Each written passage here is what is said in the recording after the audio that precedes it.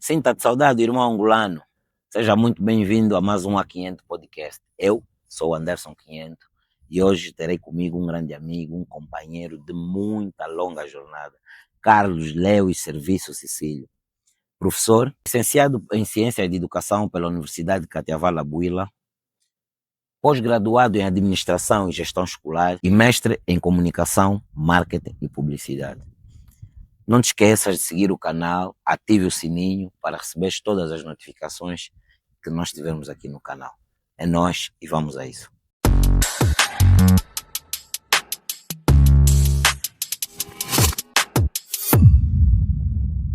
Episódio número 6. Se ainda não subscreveste, subscreve o canal para nos ajudar a chegar a muitas mais pessoas. Lewis, seja muito bem-vindo ao A500 Podcast. Obrigado, Mabro. Sempre firme. Estou contigo. Exatamente. Irmão, hoje vamos estar aqui, vamos conversar um pouco sobre a tua carreira, o professorado, os desafios e tudo mais. Sem mais delongas, conta-nos um pouco a tua trajetória e o início desse amor ao professorado. Pronto, desde já, permita-me aqui agradecer pelo convite, não é do meu irmão.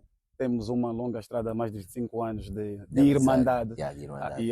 Eu prefiro tratar por irmandade do que amizade. É verdade. Então, a tia Maria, o tio Dani também são os meus pais.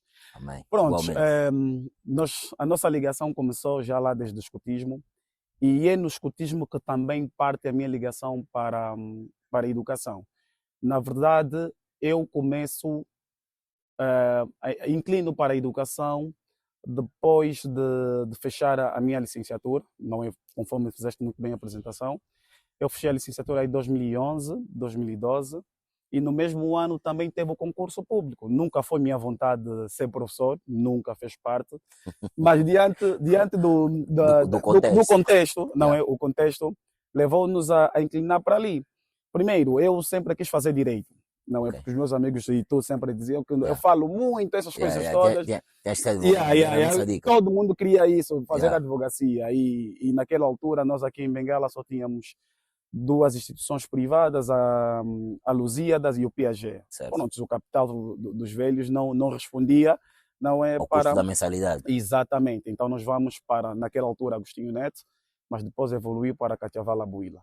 Entretanto, quando fizemos o concurso público no ano de 2011, 2012, eu também estava muito ativo no escotismo. Certo. Eu já estava também. Já estavas a sair, mas pronto, estávamos lá.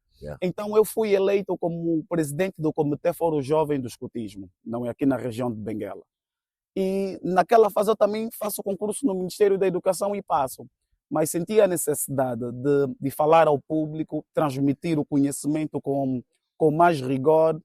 Eu precisava fazer esse teste, que hoje nós temos esse processo da discurso de oratória, sim, falar retórica, oratória. Então, naquela altura isso não existia, praticamente não. Sim. Então, eu aproveitei a oportunidade como presidente do Comitê Fórum Jovem Regional, não é, para dar alguns temas, algumas palestras, workshop para as crianças e tanto mais pessoas da minha faixa etária. E eu comecei a ganhar o craquejo e o amor no processo de ensino e aprendizagem. Nunca foi uma paixão, mas tornou-se um amor. É algo que eu agora faço com amor, gosto muito. E a gente vai levando a sério a cada dia que passa e fazendo sempre o nosso melhor a cada dia que passa.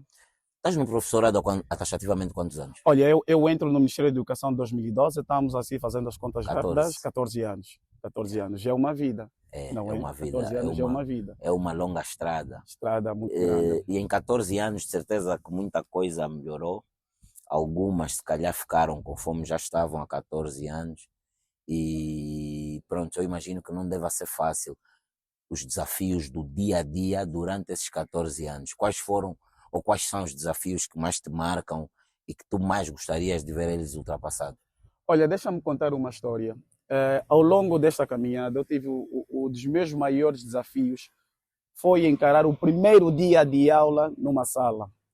Entretanto, qual foi a instituição? Olha, na altura eu estava na Santa Doroteia, ainda um abraço para todos os colegas, a direção naquela altura em especial, o nosso ex-pedagógico, professor Ismael.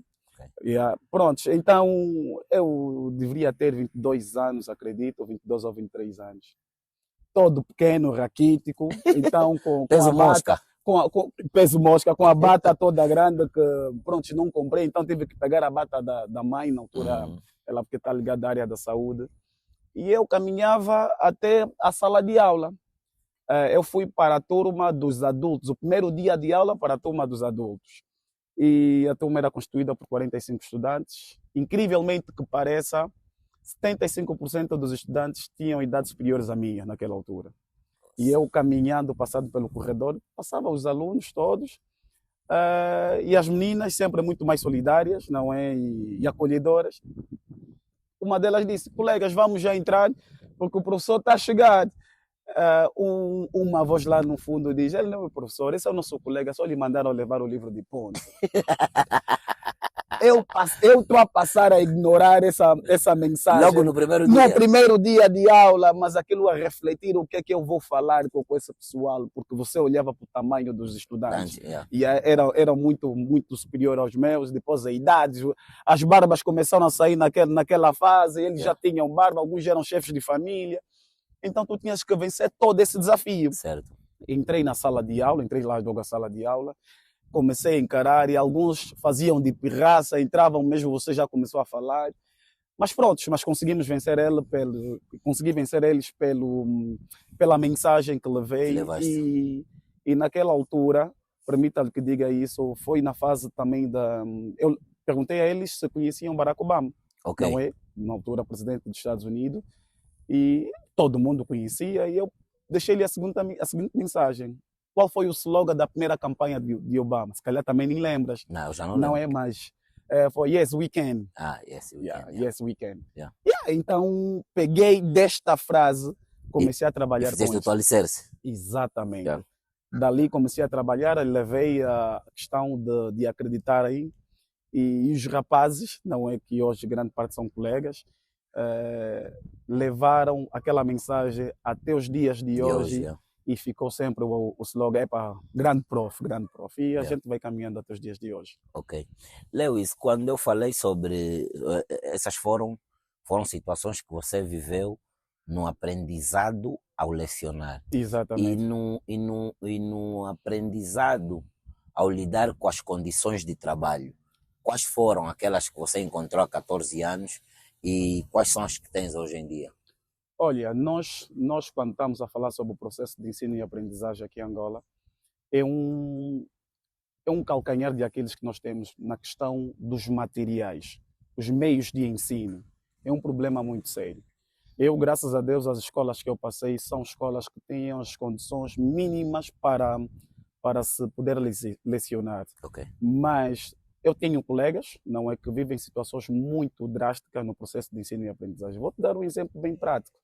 É que em tempos, na altura lá na Doroteia, nós, por ser uma instituição, um magistério primário, então os nossos estagiários faziam estágio em outras escolas em condições precárias comparativamente com a nossa. Então, tu a levares aquilo numa instituição, uma aula de geografia, em que ele tem que representar, não é, as formas de representar a Terra. Tu não tens globo, tu não tens o mapa, então tu tens que improvisar. E se tem dito que o professor é um artista. Nós, como professores, temos nos tornado cada vez mais artistas em função das condições que nós temos encontrados. Então, são condições não muito bonatórias para o processo de ensino. E condicionam totalmente este mesmo ensino. Não tens como. Como é que tu vais falar de vulcão se tu precisas, por exemplo, de uma aula audiovisual? Então, o estudante vai ficar no abstrato sobre erupção vulcânica.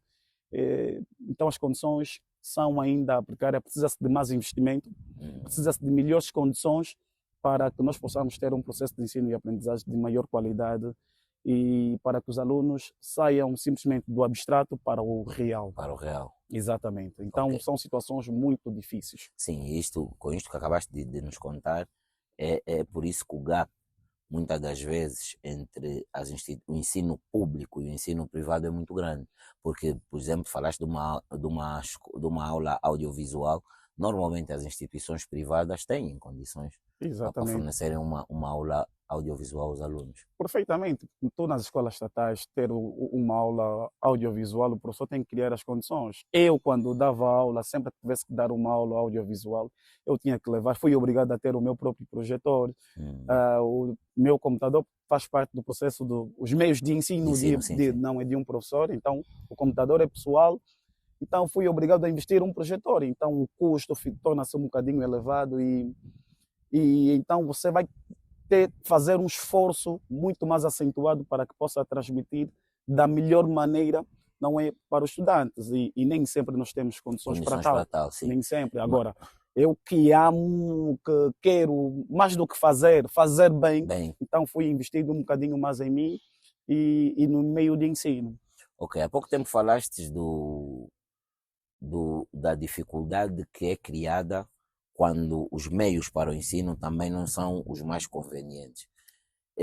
Tenho ouvido, como sabes, sou filho também de professores. Exatamente. E tenho ouvido meus pais a reclamarem que ultimamente têm sentido um esforço menor por parte dos alunos.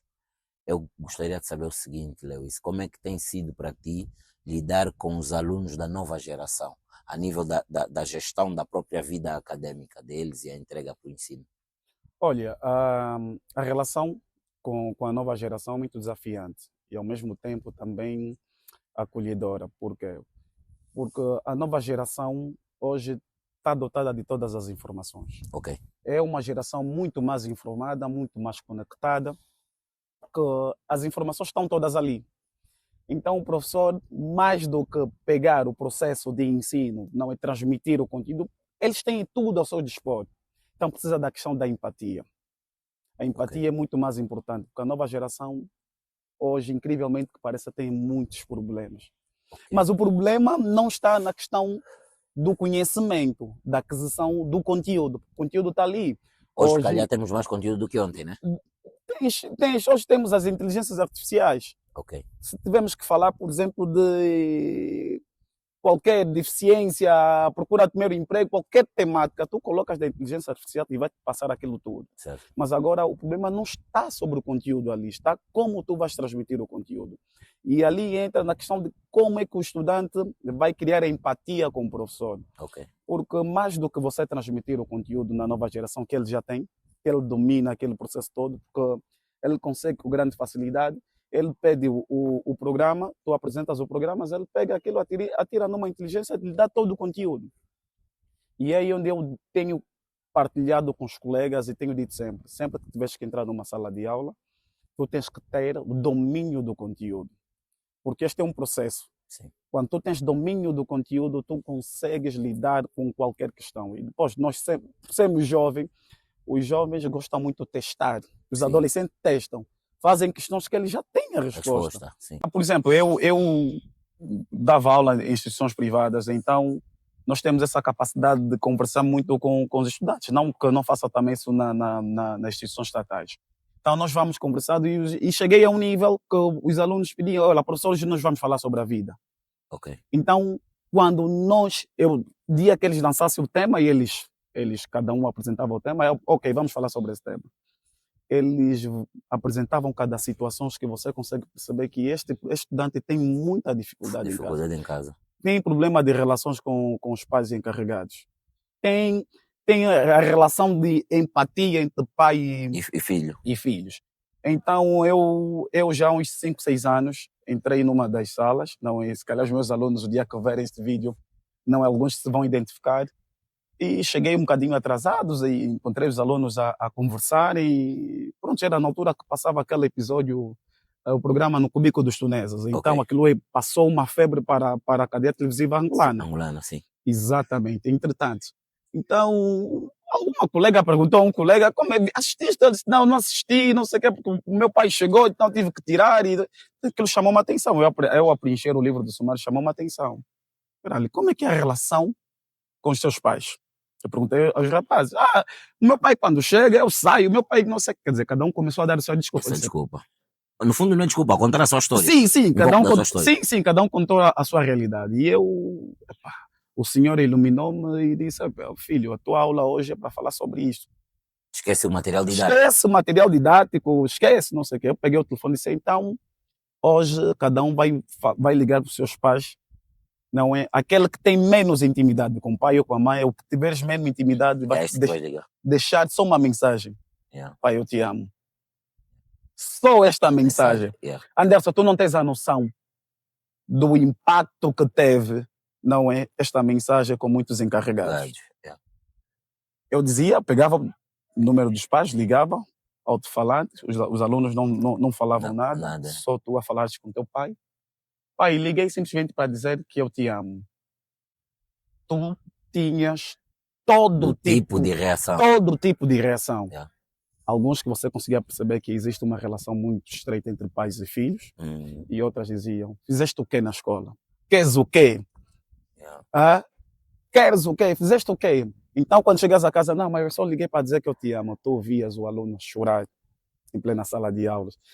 Tu vias o outro lado, os pais a dizer, não, filho, também tu sabes que eu te amo e não sei o quê. Ficavam a chorar e não sei o quê. Uma aula emotiva mesmo. Extremamente emotiva. Então, tu conseguias perceber que este estudante tem uma relação muito estreita. Este estudante tem uma relação mais alargada. Mais alargada. Então, depois tu tinhas estudantes que não aceitavam ligar para os pais e eles por si só ficavam a chorar. Depois você começar a conversar com os estudantes. Eles diziam, pai, eu gostaria de ter a relação que o Anderson tem com o pai dele.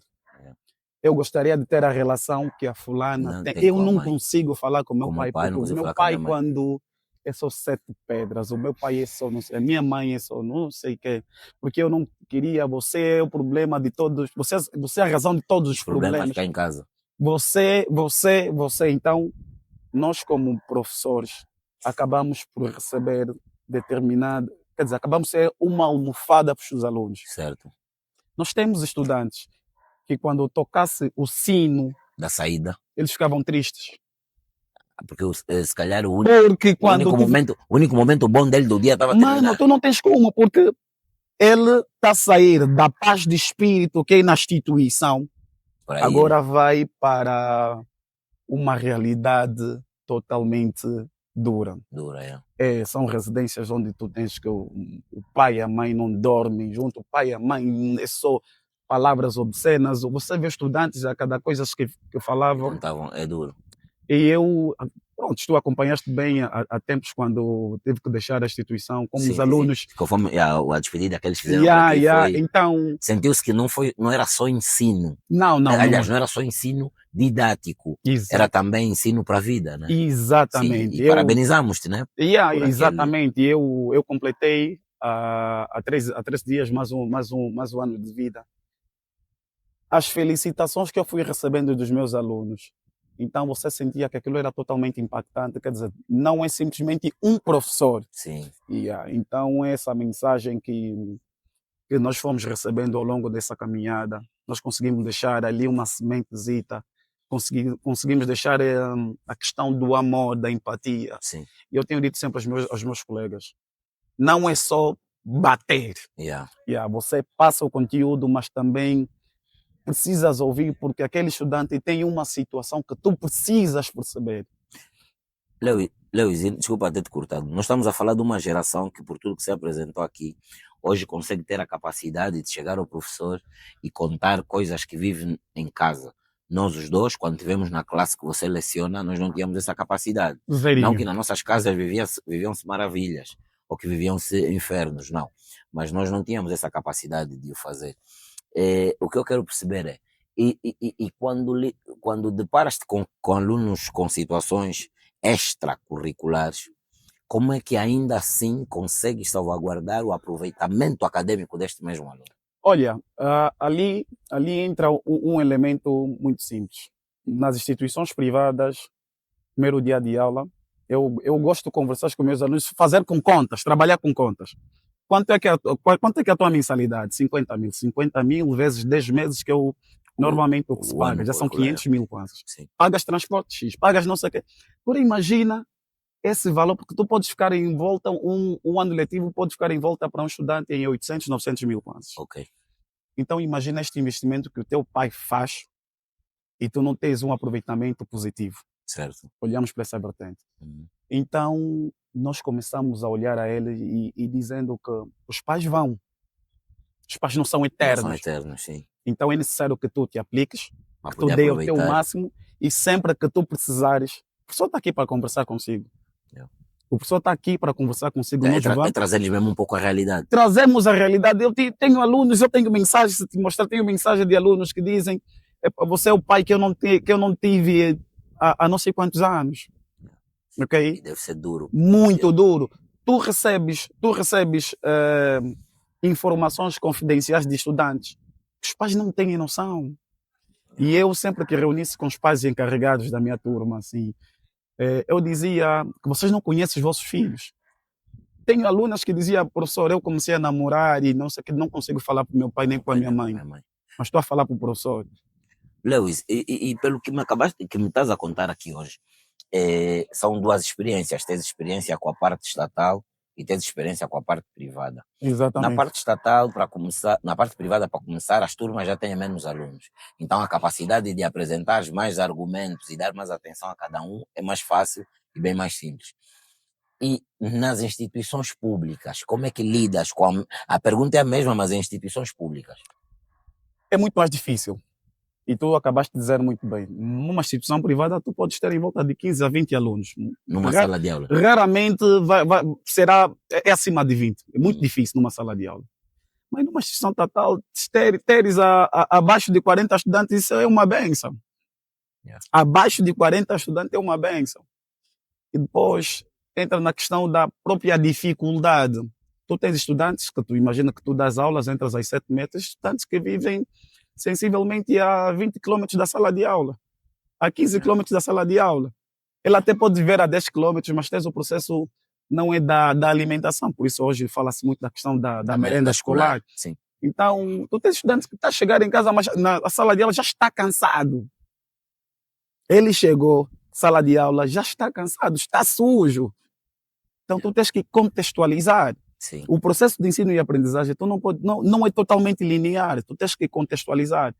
Eu posso pegar, como nós temos dito, que o plano de aula não é o único para todas as... Não é. Tu tens, imagina, tu tens três turmas que passas da mesma classe, não é? Então, as turmas de menor idade é supostamente as turmas com maiores aproveitamentos. Já de maior idade tens menos aproveitamento. Okay. Elas são funcionários, sim. São pais e essas questões. Então já consegues perceber isto.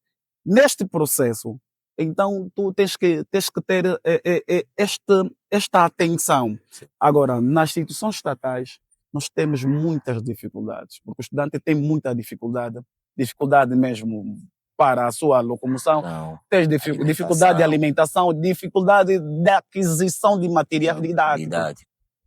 Eu e alguns colegas pagávamos propina para os estudantes, na altura que nós estávamos lá na Doroteia. Pagávamos propina. Era uma escola comparticipada. É uma escola comparticipada. Pagávamos propina porque o aluno... Para o aluno não desistir. Exatamente, é a única motivação que tu tens que dar a ele. Então nós pagávamos propina para estudante, porque ele disse que a avó que pagava a propina faleceu. Então tu olhas para a nota do estudante. Não, um estudante que vale a pena. Não pode perder. Então você vai pagando a propina. É algo que raramente tu vais encontrar numa escola privada.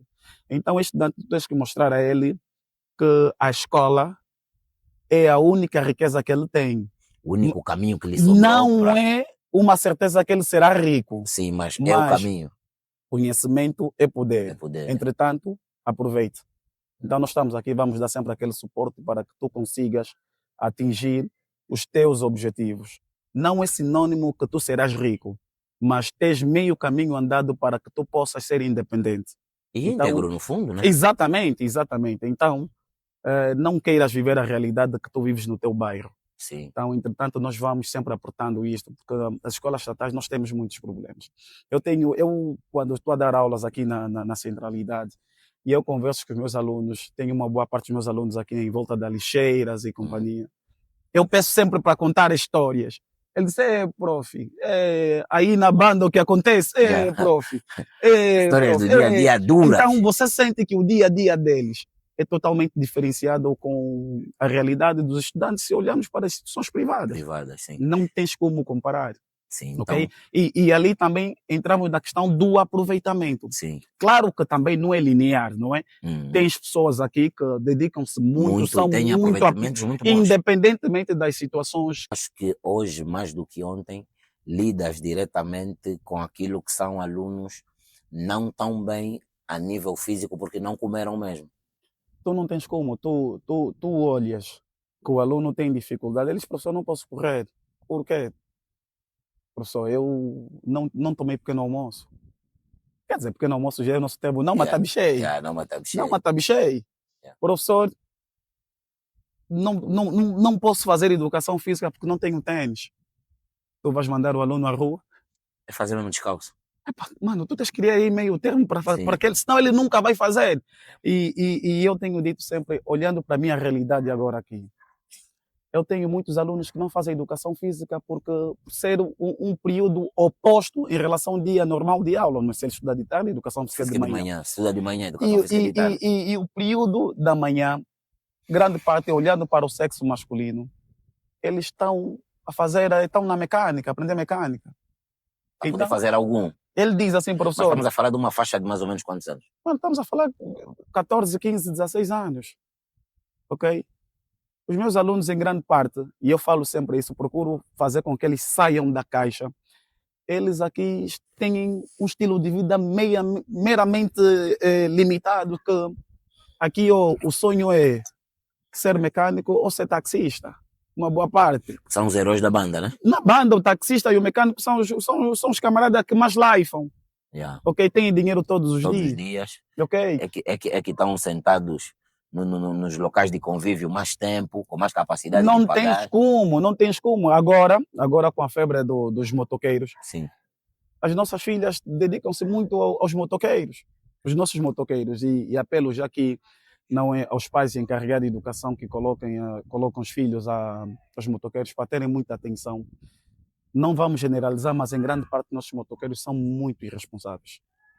Mas são eles que ficam a fazer tudo. Então você vê que o estudante, ele está a estudar, mas fala que, prof, apanho mesmo só aí uma moto. Então ele prefere deixar a escola para trabalhar, fazer serviço de moto.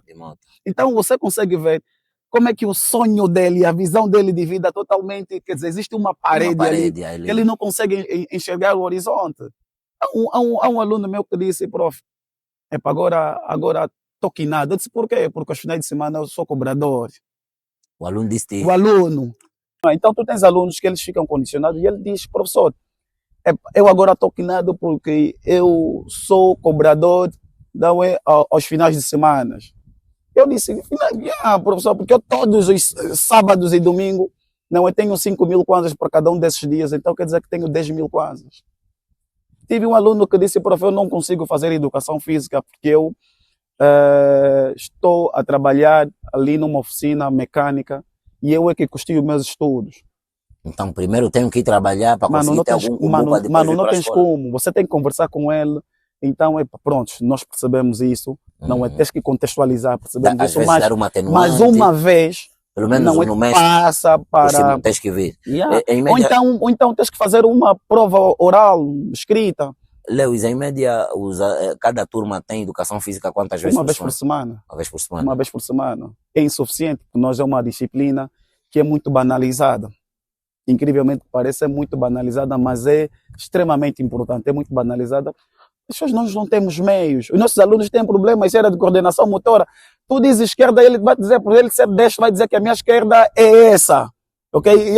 Então... Mas enquanto você está falando de sentido... Não, você está a olhar de sentido. Tu dizes direita, ele diz, não, como eu sou destro, então tenho que virar para ali, tenho que virar para lá. Então tu consegues ver que a forma de andar, a forma de correr, tudo está ligado a isto. Isso também nós temos que acoplar os exercícios físicos com a inteligência. Quem não for muito bom a este processo de coordenação motora vai ter dificuldade no processo de ensino e aprendizagem. Não tens como. Porque o exercício abre a mente. Sim. E estamos a falar da parte das dificuldades, valências e não valências. Na atual tabela salarial, um professor jovem, recém-entrado no Ministério, com aquilo que recebe atualmente, consegue manter à vontade a sua carreira? Não, claro que não. Não consegue, né? Não, não consegue. Não consegue. É mesmo que tu me dissesse se a profissão é atrativa. Não, não é. Exatamente. Não é atrativa. Ok. Se tu perguntares a um jovem de 25 anos, qual é o sonho, qual é o emprego de sonho, vai te falar que é a AGT. Yeah, é a GT. Vai te falar que é a AGT. É, top of mind dos empregos para qualquer juventude aqui em Angola é a AGT. Yeah. Claro que existem outras empresas que pagam melhor, mas a publicidade conforme foi feita, e claro que também não é um abraço aí aos irmãos que trabalham, eles conseguem manter o perfil. Perfil, sim. Yeah, então Sim. é o sonho de Realmente, qualquer um. realmente agora que falaste, sim. Yeah, Vais para esse nível de idade. É a GT. Conforme quando nós crescemos era só na Angola. não tens como, não Yeah. tens como. É a AGT e é normal. Agora, nós que, pronto, vamos nos virando, então conseguimos manter o nosso perfil. Sim. Mas não é uma profissão atraente. Ok. Mas é uma profissão, eu tenho dito sempre que a profissão é pobre, mas é nobre. Ok? Então, a juventude entra, a tabela salarial não é atraente, porque vamos olhar também para o contexto de vida do nosso país. Sim. Tu que tens família, entrar com a tabela salarial não é, tu ficas muito apertado, ok?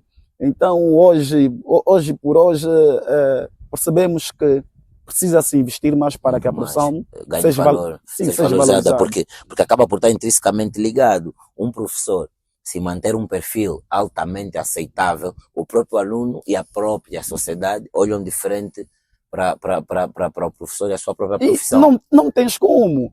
E isto obriga os professores a trabalharem muito, a correrem muito, o que nós chamamos de garimpo, Sim. ok? Aí, e quando há garimpo, um dos lados há de ceder, não terá boa educação. Principalmente o Estado. O Estado vai sofrer sempre, ok?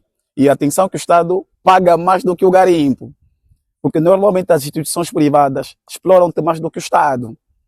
A nível de tempo, né? E ele te vai explorar. Tempo e a própria qualidade. Sim, olha que não exige a qualidade sim, de ensino.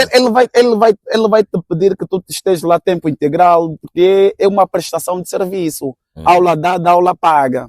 Então, muitas vezes nós somos obrigados, se calhar, a dar uma fugida ao Estado, não é conforme temos dito na gira, fatigar o Estado para agradar o privado. Mas, fim e cabo, um lado vai sofrer. E normalmente o Estado é que tem sofrido. O Estado sofre muito mais. Entretanto, isto tem muito a ver também com a própria questão que tu apresentaste agora, a questão da tabela salarial. Se eu tenho uma tabela salarial muito aceitável, claro que eu vou procurar correr menos e procurar dar melhor processo de ensino e aprendizagem aos meus estudantes. Eu não tenho como. Imagina que tu precisas. O teu salário ainda não chegou, mas já acabou. Os salários não se cruzam? Não tens como. Disse salário de visualização única. Não tens como. Eu tenho um colega que ele diz assim, olha, já está. Isso, o tempo de vida, o tempo útil do meu salário vai depender de mim se eu quiser agora ou depois. Porque eu posso fazer o meu salário acabar em 10 minutos, fazendo os pagamentos todos. Ok? Então, depois, você é obrigado a correr um bocadinho mais, a deixares a família um bocadinho para trás, a seres um pai ausente, ok? Para ir buscar mais. Para ir buscar um bocadinho mais. E, enfim, acaba, tu estás aí buscar doença. Tu estás aí buscar doença. Tu não consegues dormir. Se nós perguntamos quanto tempo de sono tu tens, você que corre, imagina, tu entras no Estado, sai às 12h30, tens que entrar no privado às 13h, se calhar o privado está a 12 ou 15 quilômetros do local do Estado, tu tens que correr, tu não tens um meio de transporte. A depender do táxi. E depois é a tua própria imagem. Mano, tu vais te colocar nos azul e brancos, os suores, mas tudo conta, e depois o aluno vai olhar para a prova. Eu, para ser professor assim. Não me revejo. Exatamente. Então nós temos alguns professores, e tu tens professores também, que tu dizes, este professor foi muito inteligente, mas acabou assim. E não é bom, sabes? Né? Não é bom. Pessoas que nos instruíram, não é que de certa forma contribuíram para nós sermos as pessoas que nós somos hoje.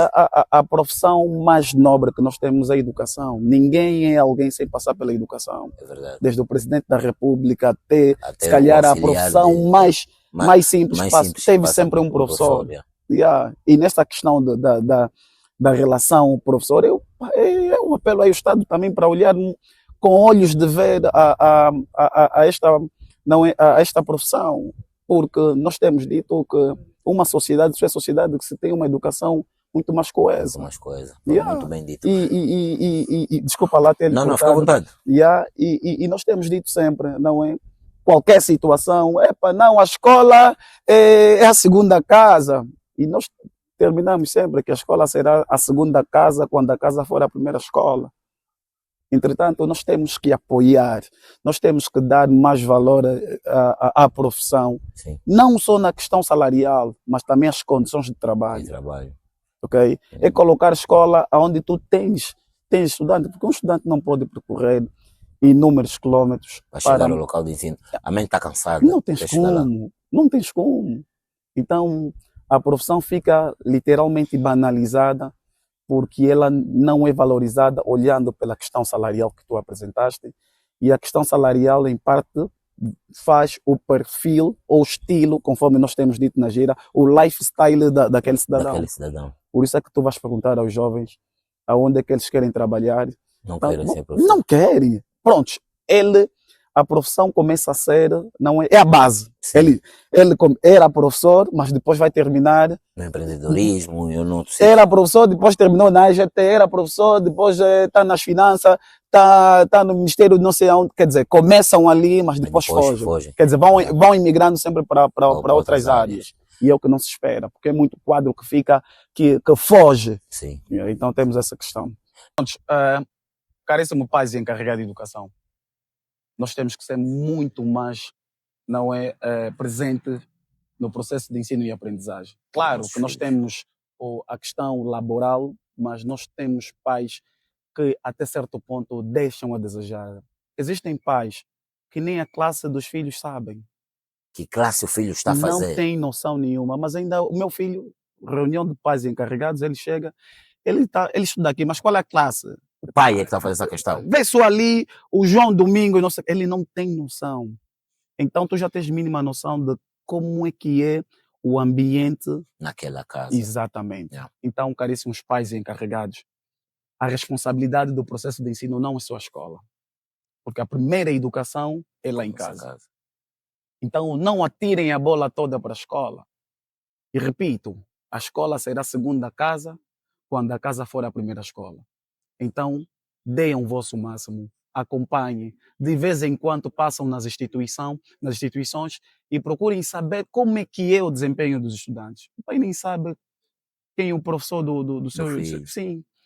E às vezes acontece que o pai é amigo do professor, mas não tem noção que aquele professor é professor do seu próprio filho. É como se fosse eu sou professor dos teus filhos e como tu nunca passaste na instituição. Não sei que és professor. E eu como nunca fui à sua casa, mas temos relações assim. Yeah. Tu não tens noção, isso acontece muito. E aconteceu com amigos nossos. Não é e situações que o amigo só se revelou, não é porque eu pedi que o pai assinasse depois de uma tarefa o nome e o número de telefone. Estou a discar no número, está a aparecer Anderson 500. Como assim? Você é filho do Anderson? Assim mesmo. Então, pais, vamos ser mais presentes. Não é? Precisamos, se eu não tenho disponibilidade, então vamos delegar. Porque nós todos temos os compadres chamados padrinhos. Então nós escolhemos os compadres para quê? Simplesmente porque se calhar tem algum? Não. Então nós temos que olhar para todas as vertentes. Eu trabalho fora, a minha mulher trabalha fora, pronto, nós temos essa disponibilidade total. Então, aquele tio ali, então vamos chamar ele, o compadre, vamos chamar ele para que possa acompanhar de forma muito mais direta. De vez em quando dar a volta à instituição para que possa perceber como é que... Exatamente. Eu tive um aluno que ele disse, professor, não adianta só ficar com minhas notas, porque o meu pai já nunca vem na instituição. O aluno disse isso. Na maior naturalidade, prof. O meu pai já pagou o ano todo. Não virá aqui. Não, esquece. Ele só pergunta quanto é que é o ano letivo. Como disseste que o pai pagou, isso sucedeu numa instituição privada. Exatamente. Na pública também tu tens isto. Na pública, eu queria deixar um apelo aqui com os pais.